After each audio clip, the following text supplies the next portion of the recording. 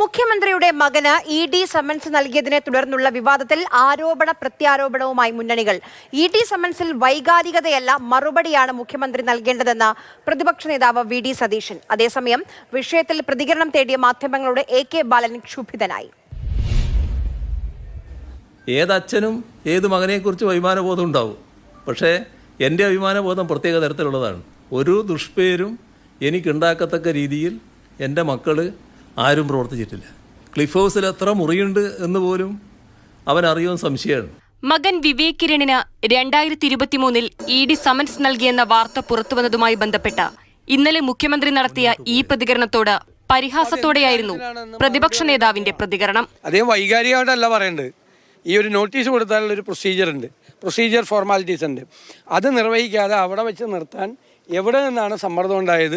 EDയുടെ മേലുദ്യോഗസ്ഥന്മാരാണോ, രാഷ്ട്രീയ നേതൃത്വമാണോ, ആരിടപെട്ടിട്ടാണ് അത് ഇല്ലാതാക്കിയെന്നുള്ളൊരു ദുരൂഹതയുണ്ട്. വൈകാരികത വിട്ട് കാര്യം പറയണമെന്ന് VD സതീശൻ പറയുമ്പോൾ മാധ്യമങ്ങളുടെ ചോദ്യങ്ങളോട് ക്ഷുഭിതനായാണ് AK ബാലൻ പ്രതികരിച്ചത്. പിണറായിക്ക് സമൻസ് അയച്ചിട്ടുണ്ട്, വെബ്സൈറ്റിൽ ഉണ്ടല്ലോ, ഉണ്ടല്ലേ നിങ്ങൾ പറയുന്നത്? ഉണ്ടല്ലോ. എന്നാൽ എന്താ തുടർ നടപടി എടുക്കാതിരുന്നതെന്ന് അവരോട് ചോദിക്ക്. ഇത് വെച്ചിട്ട് അങ്ങ് ചോദിക്ക്.